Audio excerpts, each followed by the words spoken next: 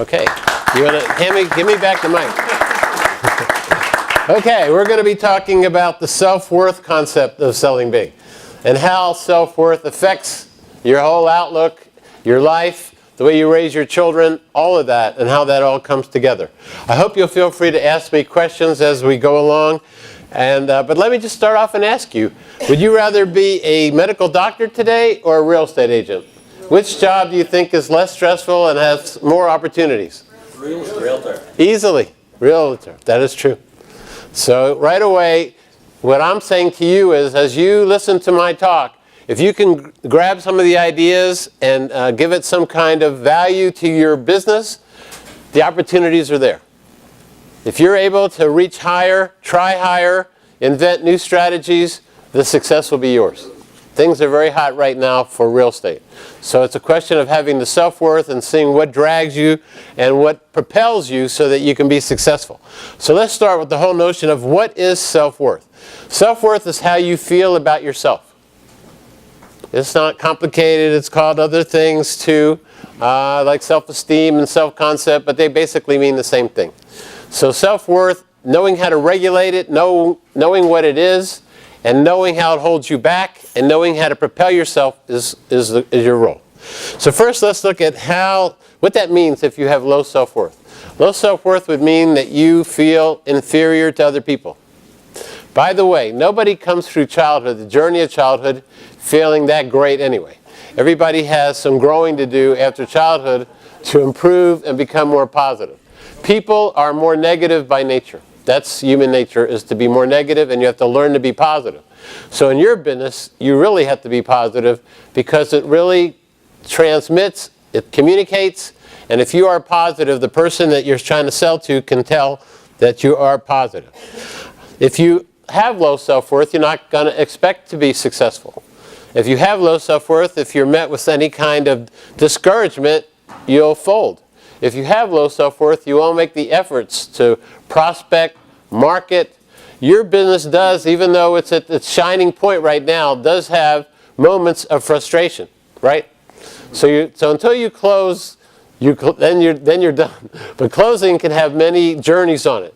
And you have to have the strength and the ability to make sure that you see it through. Another thing to look at is how quickly you rebound from something that goes wrong. Which it happens. Things go wrong, but do you then stay home and read magazines for the day? Do you do your hair? Do you watch Oprah Winfrey? What happens when things go wrong? How quickly does it take before you get back on the horse and keep riding? So that's something to look at. Also, what to know is, what is your self-worth based on? Is it based on how you look? Is it based on how much money you make? Is it based on how many houses you sell in a month? Doing good things for other people, being proud of who you are, those are all good. Let's look at where self-worth comes from. See if I did this. Yeah, there it goes. Okay, I believe we are who we are by the time we're 10. And so that's very important. So the things that happen to us 7, 8, 9, 10 are instrumental and can affect us the rest of our life. But I'm going to show you the secrets as we go through this talk, how to alter it, raise it, so that you can manage it and control it, instead of it controlling you. But we are who we are at 10. It all crystallizes, and it comes together. And where does it come from? Self-worth comes from a variety of life experiences. It can come from our parents. I mean, we don't always have the perfect parents. So there's things that they do that may not be in our best interest. They might tell us, like my grandmother told me my cousin is smarter than I am. And so to this day, we hate each other. It was a clever parental move. And so our parents will also maybe tell us that our brother or sister is smarter than us. Our parents may say, well, I knew that you were going to mess up. So they have a big influence on the way they talk to us. We internalize their view of who we are, and that becomes partly of who we are. Also, the school. The school environment is another place that affects who we are. I don't know about you, you may be too young, but when I was growing up, they had these different groups, the Robins, the Blue Jays, the Eagles, and so everybody knew which was the dummy group. And so if you were in the dummy group, you knew you were in the dummy group. When I was in the first grade, we were making Christmas trees with little balls on them and gluing on the balls. So the teacher was walking up and down the aisle.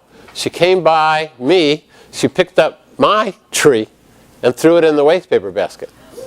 So here we are all these years later, and I had never forgotten that.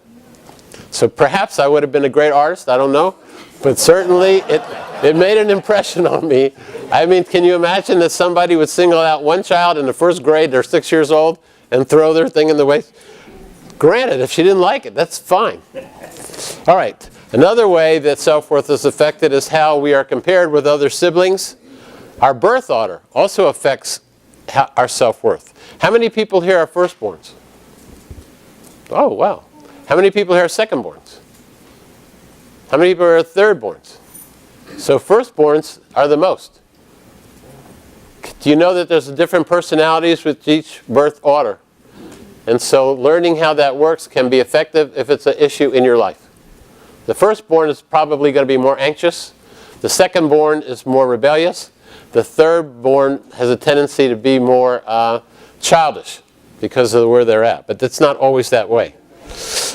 There's instances in childhood that can affect how we feel about ourselves too. Parents do things that you can't figure out. Like I'll have people come to my office and they used to wear Coke bottle glasses when they were young.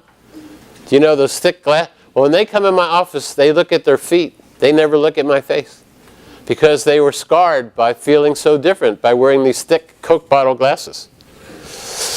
Some people had speech impediments. Some people wet the bed. There were things that journeys that people had to go through. So the ones with the Coke bottle glasses probably had it pretty bad because you could always kind of see them in the way they are. Self-worth is also an intergenerational cootie. That means if the parents have low self-worth, they probably are going to pass it on to the children. And the firstborn children are more likely to get it. So an example is when I was at school, I was sitting on the stairs that faced the parking lot. And there was a family out there that was from Scotland. And I thought they were brilliant. They had read many books. They were very bright. And I was really impressed with how they could quote all these books. So I'm sitting there, and I watch them, and I see the father slap the little boy, about 5 or 6 years old, in the face. Then I later learned that they are the janitors of the university. So you see self-worth being shaped already, unwittingly, in a negative way. And so this is how it starts to affect us. Because later we're going to talk about how it affects the way you are as a realtor. But that's what one of the examples of what I saw. So, and also certain occupational types tend to have lower self-worth. Like a waitress or something like that, they probably have lower self-worth. Let me go on to the next. But I want you to feel free to ask questions anytime. Yes? So what I think I'm hearing is that what you're saying is the things that influenced us when we were much younger, we may or may not remember, but it definitely filters through to where we are today. Yes. I like to use numbers because I'm very insecure. And so even when we go to measure self-worth, I'm going to recommend different numerical ways. So if we're a 2 or a 3, something happened that made that. We weren't born a 2 or a 3. Something happened, and so whether we can remember exactly what happened or not is not as important as learning how to change it, but something happened that made us a 2 or 3. So yes, childhood is very powerful. There's the phrase, the child is the father of the man, the child is the mother of the woman, which means up to 10, that becomes who we are. And that's why we're not all born equal. Some people have parents that are much more encouraging, much more positive. Others have parents that are more negative and more discouraging and with more problems in their family dynamics. And so certain people have to grow through that so they don't repeat it into the next generation with their own children. Another issue later we'll talk about is how do we make self-worth in our children? How do we develop it? Another thing is how does selling a house to somebody, how's that going to affect their self-worth? When you're able to touch on that and say that to the buyer, how does this house make you feel? I mean, you're talking about a product that they probably are going to spend more money for than any other thing in their life. And so if they can see that living in that house that you're trying to sell them will make them feel better, it's going to be important. And you need to don't underestimate the power of that. If you realize that they're proud the way that house looks that they're about to buy, it's the biggest investment they ever made in their life, realize what you're doing and what effect you're having on them. All right, any questions so far? Yes, sir. You mentioned something real quick that I didn't connect. You said the child is the... Father of the man. Can you Elaborate?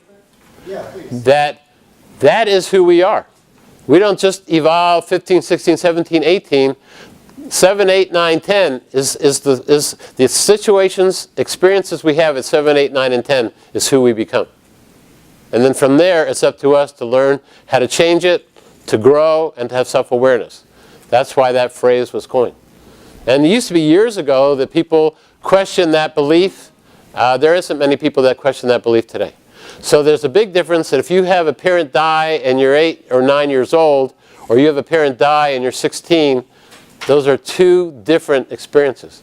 The child that loses a parent at 8 or 9 is destined to have some kind of abandonment problems.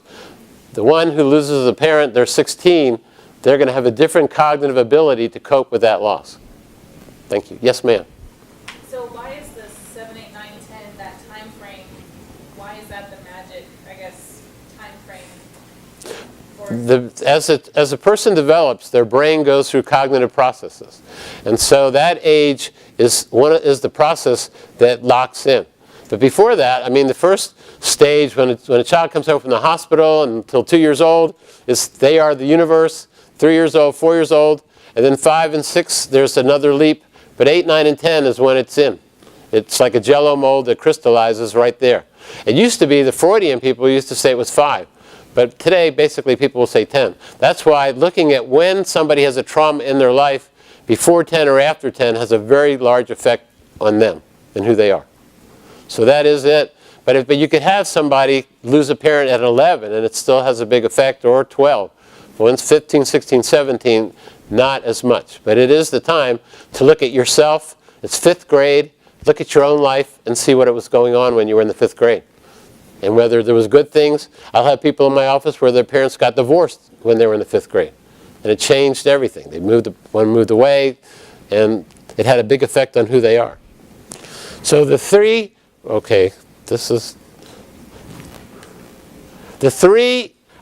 personality variables is one, ego, which is our personality. Are we kind of timid, shy, outgoing? What are we? What's our identity like? The other one is cognitive processes, which is being able to remember things, being able to communicate with people on the same level that they're on. That's important too. Are we smart? Do we have a good memory? And the third part of where our personality comes together is self-worth. And so self-worth is how do we stack up with other people? So as an agent, how do you figure out whether you're successful or not? Is it just strictly on the number of houses you sell? Is that it? How do you declare somebody a good agent? What is the criteria? You have a goal, and if I reach my goal, I feel That's the beauty of being an agent. If I set a goal and I reach my goal, right, it's not externally, it's subjective and internal, which is what self-worth is too. Self-worth is subjective. If you think you're great, you're great. If you don't think you're too much, you've got a problem. But you hit the nail right on the head. That's the beauty of this occupation, which is how high you want to go.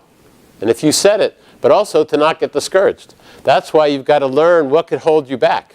So in the end result, it's going to be whether you try to get the apple off the tree by jumping in the air, or whether you stand on your tippy toes, or whether you bend over to get the apples. If you're able to jump into the air, you're going to get more apples, right?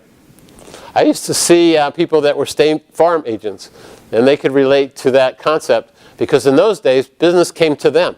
They didn't have to go after the business. And it's a big difference between whether you've got to seek the business or whether it comes to you. And so that's where that concept of the metaphor of the apple comes in. All right. So can people with low self-worth be a successful agent? What do you think? Yes. How come? I would say that self-worth you are programmed with something from your childhood, but also it's your self-conversation that impacts how you perform. So I'd say that if you have the right conversations, the right thoughts, the right environment, surround yourself with the right people, and get the right training, then you can overcome and cope with the initial low self-worth. You can overcome it. But first you have to own up to the fact that you have it. Yeah. And then there are these things that you said that are right, but I'm going to show you how to change it too. But you can do these things to supplement it and elevate it. Because remember, it's strictly subjective. I mean, it's not based on any kind of accurate, valid test.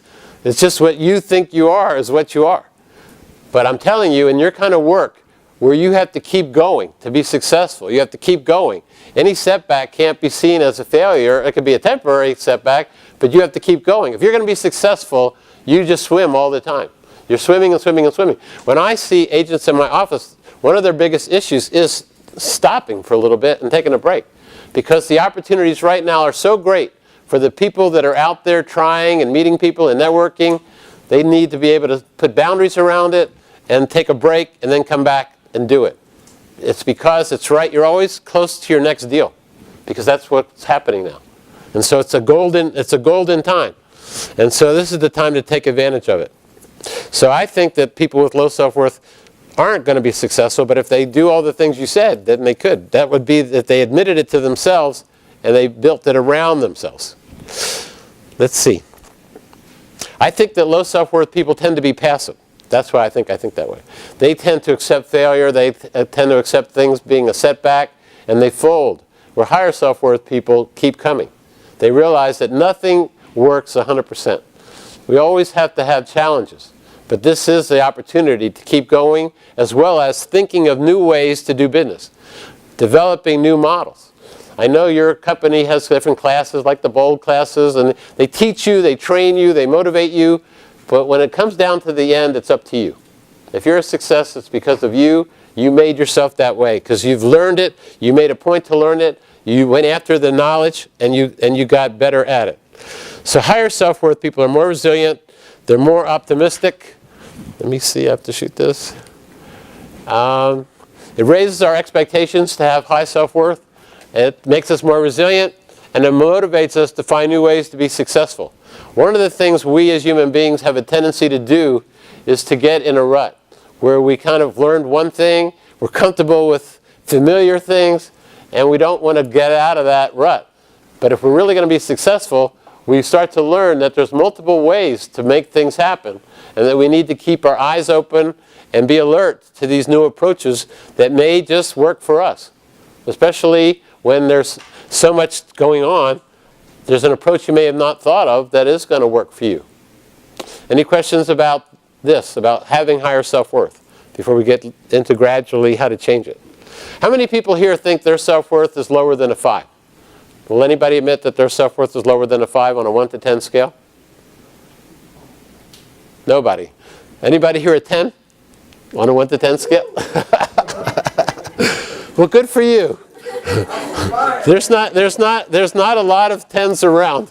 Keep going. So, what I will say, and for everybody else in the room, I remember my very first real estate transaction, and I went home, I was so exhausted, I lay down on the couch. I was dead tired. Now today, I've done 4 deals in a day. When I get my commission check or when I get through at the closing, I go back to my office and work. But not at the beginning. At the beginning it was like, oh my God, I've moved the world, and now I was so exhausted. Well, the tension of getting it done. So seeing it from beginning to end is a learning process. Right, but I forget those days today, but I know for everybody in the room, you have some story like that for yourself as well, because we all started from ground zero.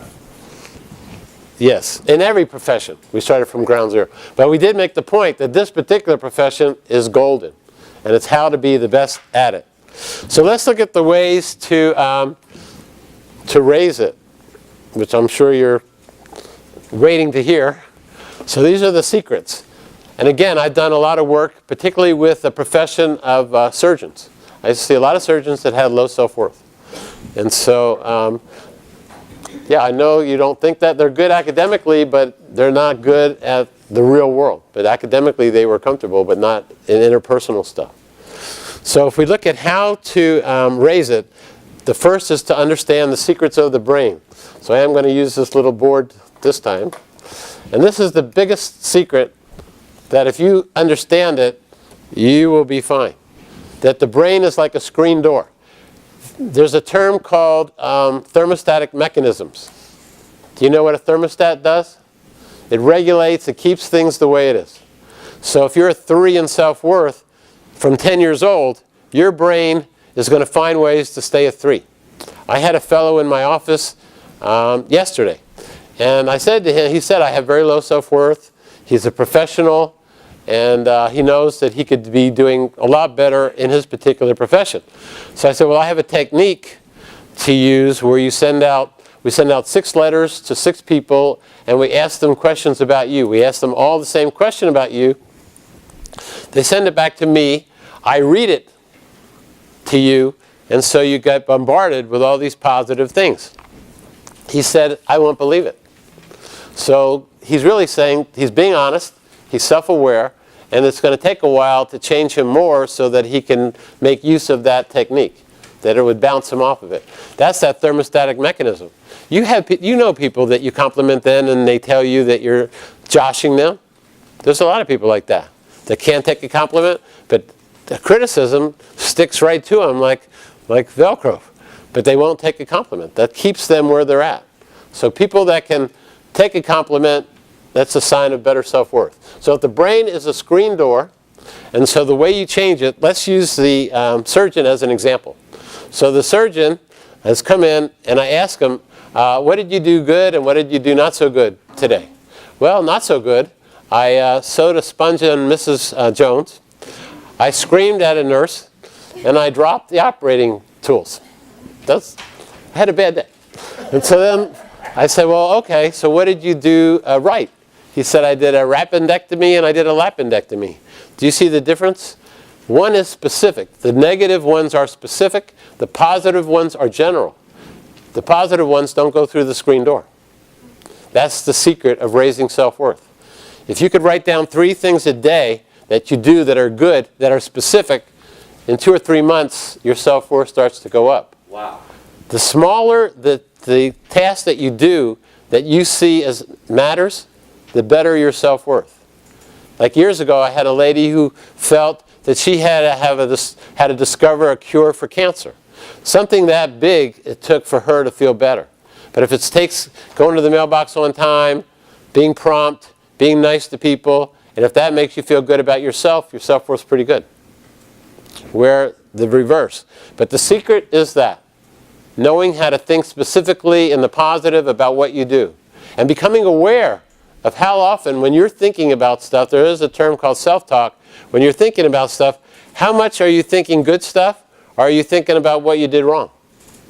How taken are you with reevaluating what happened yesterday and the day before and the way you talked to the customer on the phone versus the way you think you should have talked to the customer on the phone?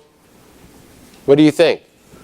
So you need to become more aware of the way you think and what you think about. I have a question. Go ahead. So coming back to what you said the smaller things actually go through the screen and actually impact your The specific things. Okay, so I'm sitting here going, that is exactly the opposite that I always think. It's the big things that I do that make the difference. But it's not big. It's the way you think about it. If you think about big things specifically and break it down, it's fine. When you think about it in a general way, it doesn't go through the screen door. Thank you.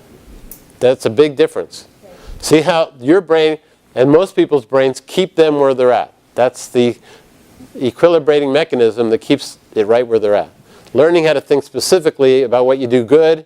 And then some people, I was in Corpus. I was talking to the archdiocese there, and I said, if you could have just one more positive thought, wouldn't that be great? And this nun raises her hand in the back of the room and said, well, won't that give me a fat head? One crummy positive thought. So this is the way people are.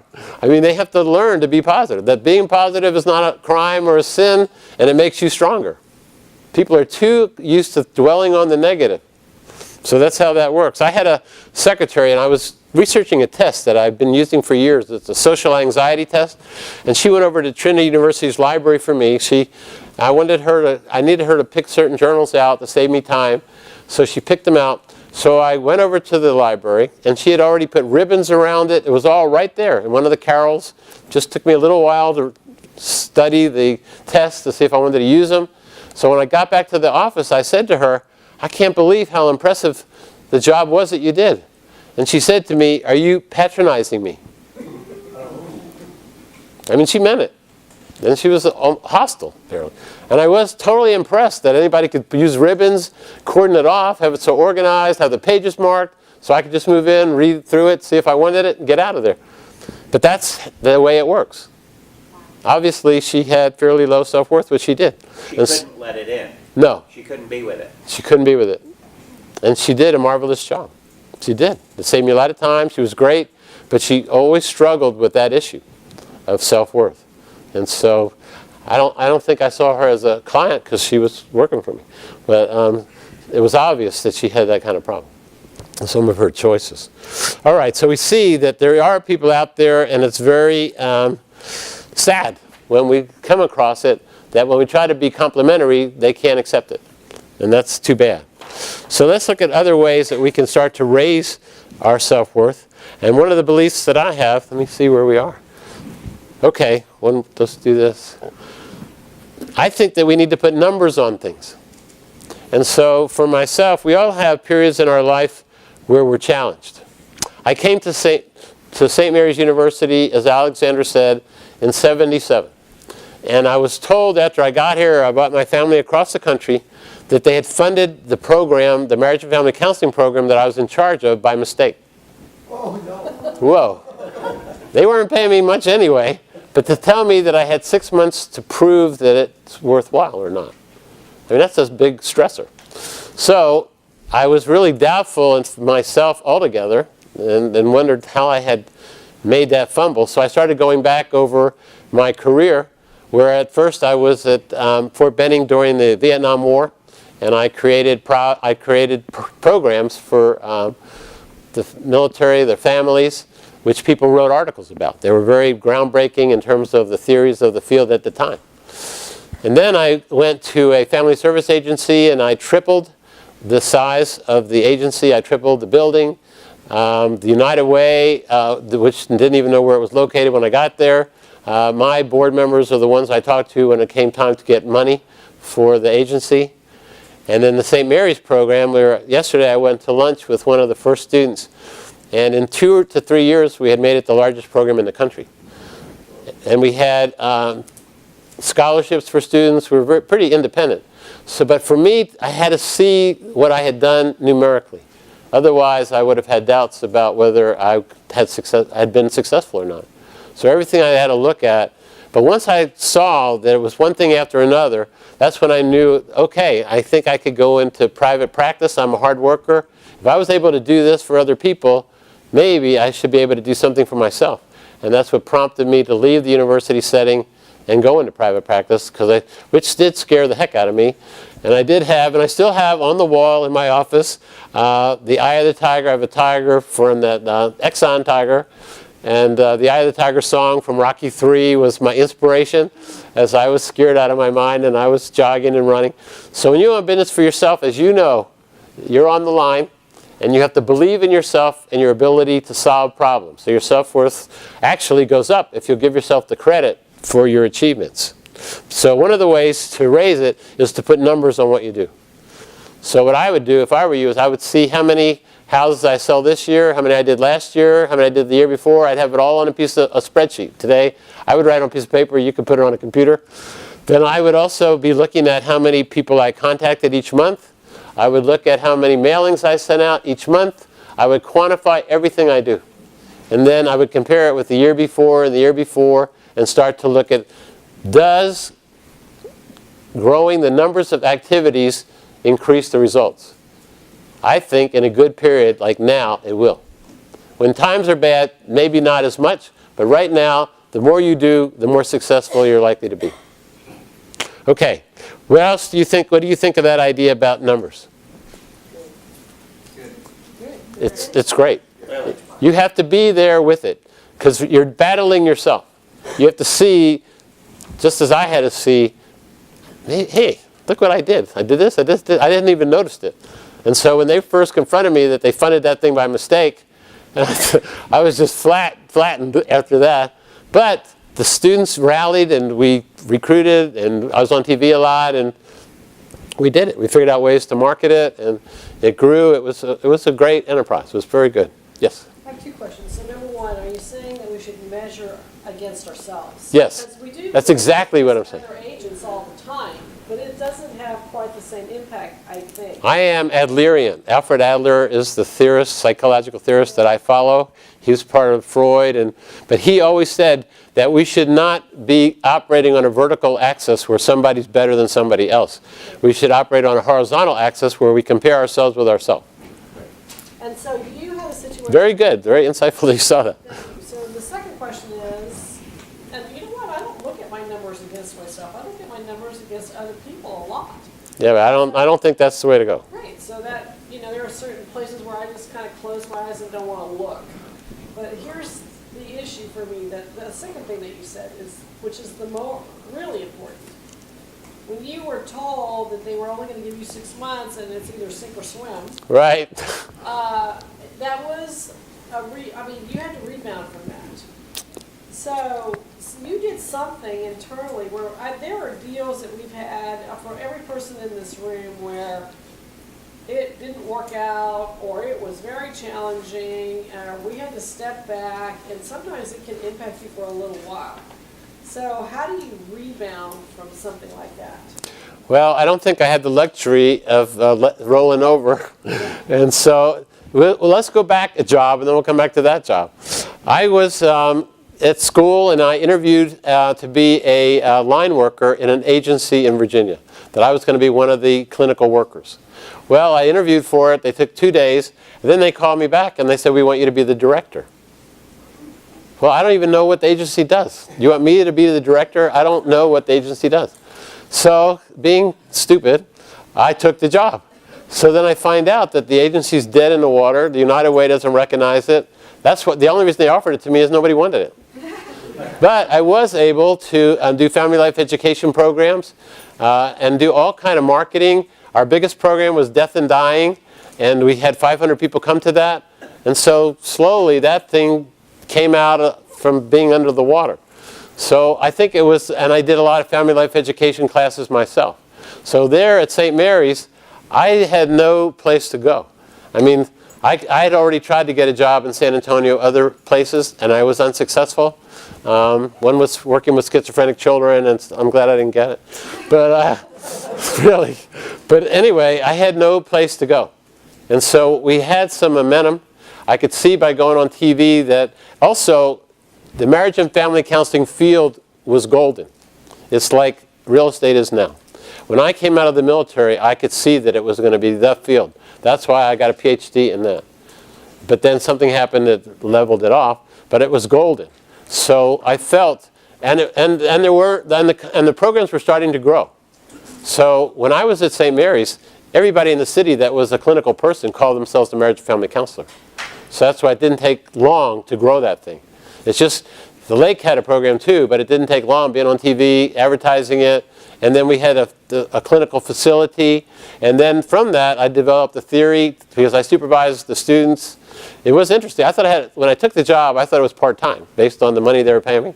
But I was working about 60 hours a week after they told me that they were going to close the facility down. And so I was really hustling. And so I was supervising the students while I was teaching some of the classes and running the Family Life Center and coordinating. But because the field was hot, that's why it grew. It was the right time. Because later in the 90s, it wouldn't have worked. But it was so hot that all I had to do was give it exposure, and that's what brought it to life. And so it was very successful. The students loved the fact that they had a part in developing it. We had bumper stickers, and we had contracts for the services for victims of crime. We raised money different ways. We had scholarships for some of our students. We were totally independent of the university, and we were off the campus. But our budget was visible to the whole campus, and they never saw anything like that kind of a program. So there was a lot of negativity, but I was in good with some of the people at the top. And so we did well. We did very well. So that's why. We were able to do it because the timing was right. It was hot. All it needed was getting it done. Just like I'm saying to you, it's getting it done. You're hot. You got to get it done. So you get faced with some kind of negativity or discouragement, you have to realize this is it. You shut down, you sit in the living room and you look at the ceiling, you're wasting your time. You should be thinking of a new way to create new business. Marketing strategies, looking at other people that are maybe in other cities, other states, learning what techniques they're using and adopting that. Because if you can get out there, you will succeed. And that's why that works. So I'm glad you brought that up because they are parallel. The field was at the right time, it grew, and programs opened up all over the country. The field was so hot. And everybody in the city called themselves a marriage and family counselor. Psychiatrists called themselves marriage and family counselors. They never had a course in their life. And so there was all these kinds of competition, but they never did have a course in their life. So. Okay, I heard something else. I'm just going to throw it in here. There was no choice. You had to do it. Yeah, I brought my family across the country from Virginia. Family, and we use something called the big Y. But your family, it was like the sink or swim thing was your family. You were going to take care of your family and do whatever it took. And you told us the story of whatever you did to get it. And I was scared. Don't think for a minute I wasn't scared. I was. You were scared. Yeah, I was quite scared. But then it was happening. It was starting to happen. Pieces were coming together. The type of students we had. Fortunately, when I first got here, the students really weren't very good. They were anti-authority and all. But the ones that came in after that were great. And they all got great jobs when they left. How'd you break through your fear?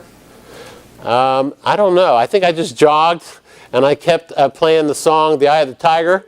And I just kept going like that. It wasn't an instant thing.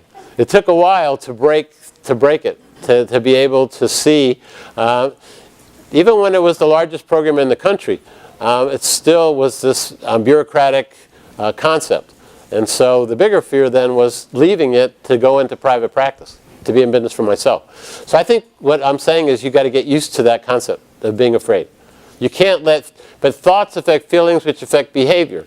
You can't let the feeling of fear cause you to be an avoidant. You have to move towards your fear.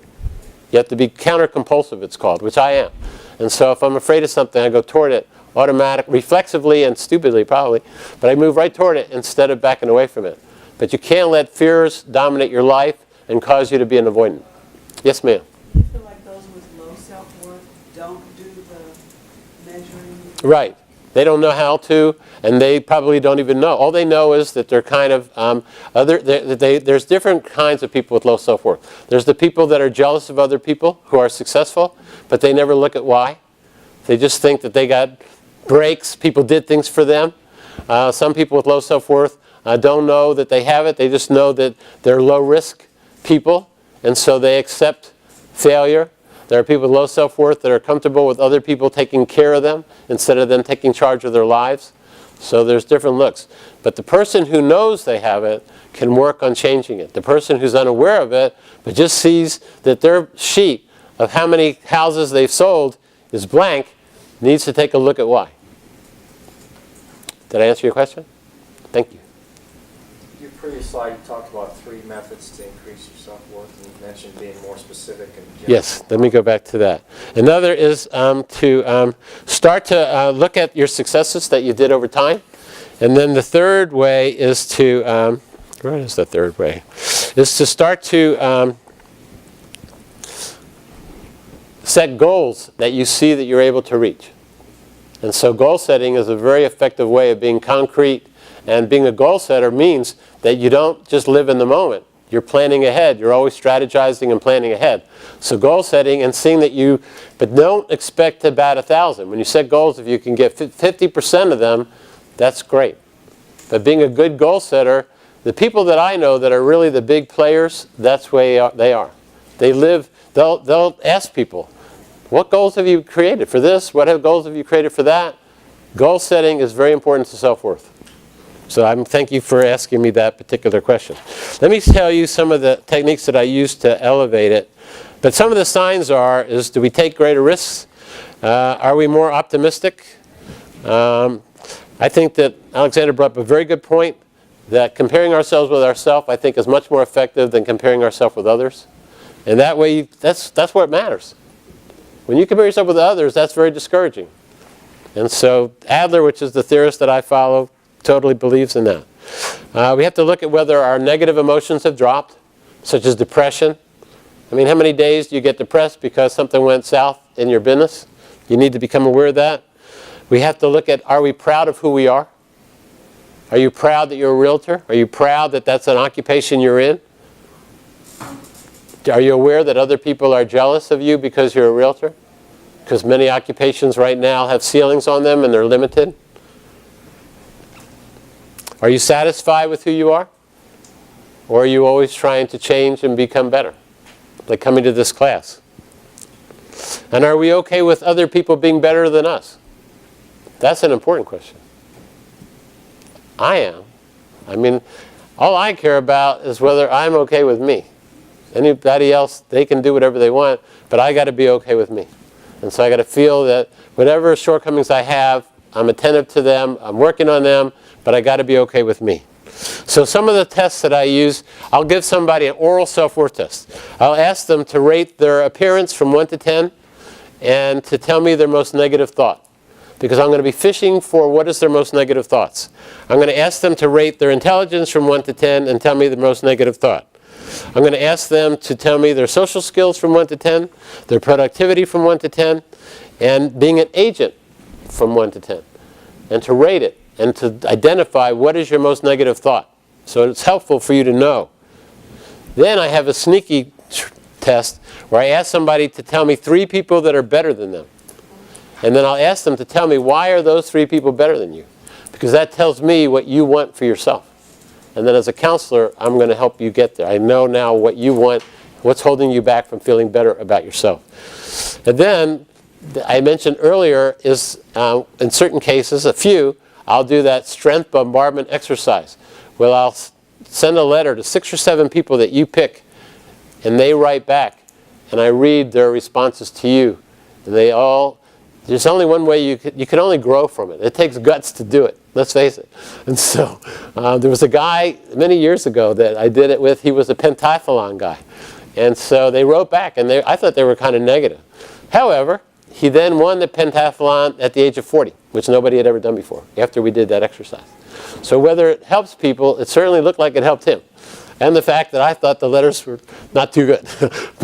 But they were very competitive with each other. So that's the way that went. So those are the techniques, which is, again, being aware of what are your most negative thoughts about yourself.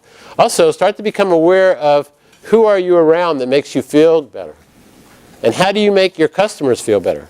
There was a guy that I used to see as a client who was very big in San Antonio, and he had a remarkable ability to walk up to somebody and start to compliment them immediately.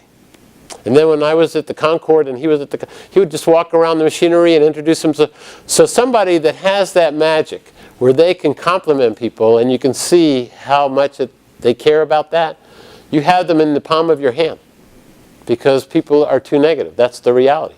When you counter it and you compliment them, they're going to be very, very wanting to be attached to you because you're making them feel better about themselves. So when you're selling them a house, which shows that they are going up, that they are more successful, and when you're talking to them in terms of whether that house is going to make them feel better about themselves, that they can afford it, that they're going to provide it for their family, that they're going to be living there, I think that's golden. And I think they're more likely to refer you more business because you made them aware that they are successful because they bought that house. Okay, so what are some of your questions or responses to what we talked about? Are you able to walk out of here and start to be able to raise your self-worth? Did I give you techniques that you could use? By writing down 3 good things you do each day? By taking a stock on what are your most negative thoughts about yourself? Going back to see where did that come from? Is that, like I had a gal in my office and she had low self-worth. And she thought that she had a bad memory. And so I tricked her one day, and I said to her, we were talking about her niece, and I said, well, what did your niece get on that test, standardized test? She knew the score. I said, if you have a bad memory, how would you remember your niece's test score? But what had happened was she had changed schools when she was young, and she missed learning something, and she internalized that to mean that she wasn't smart. Those kind of things happen, again, at 10. It takes a while to get to feel really how powerful that is, but it is. And so once it becomes in there, it's in there. And it was in there with her and all her choices. But I showed her she was wrong. What questions do you have, what comments do you have about what we talked about? Could you recap again the things that we could do immediately to raise our self-worth? I know you mentioned 3 or 4, but could you recap real quick? Yes. Immediately is to start to be aware of your most negative thoughts and start to look at what are your most positive thoughts. What do you like best about yourself? What do you tell yourself that you really like? And then also, I think going back to your concept, always looking at who you are, not worrying about who anybody else is. Who are you? How satisfied are you with you? What kind of person are you? And so the techniques are to have the screen door, think positive about what you're doing very positively, but also very concretely, so you can see directly what you're doing right, and try to move away from the things that you're doing wrong. Once upon a time, I was doing poorly in some kind of math course. So I decided that I'll keep my tests on top of my bureau. So every morning I'll be reminded that I'm not doing well in the course. The result was that I freaked out and I got worse. So it shows you the power of positive thinking is the technique to use. It didn't motivate me to look at these lousy scores. It made me worse. And so we need to look at our successes. The houses we sold, how did we sell it? There's a concept called processing. So watching our conversation when we're talking to the person who's buying or selling is important to know how we're relating to them and if we're bonding with them and if they see us as sincere. So those are important issues too. But we need to be specific, and I think you should also consider, and somewhere I have it, what are the 3 or 4 attributes of a successful agent? That's somewhere here. What do you think? Industrious. Okay, I never thought of that, but okay. I have persuasive. Industrious. I have persuasive, resilient, sincere, and tenacious.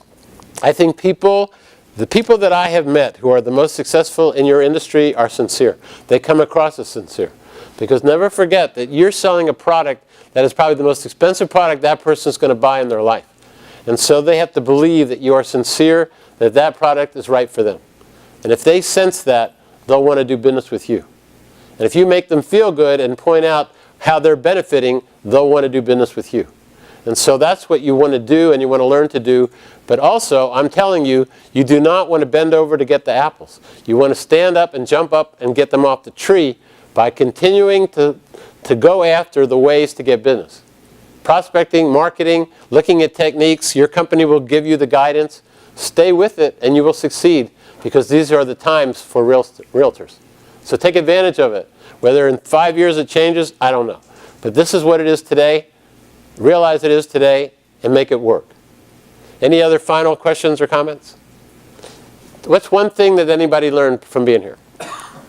Goal setting, screen door. Goal setting, screen door, and that you hate your parents? What? Use numbers. Numbers. For me, I'm too insecure. Even in counseling, everything is numericized. When you come in, I'll put a number on anxiety, the anxiety you had, the anger you had, the depression you had, on your marriage. I'll start with that, and I'll see sessions down the way what number you'll put on it. I need it. I'm too insecure. But it works. Thank you very much for coming. I hope you enjoyed it. And we'll do something like this again. Thank you.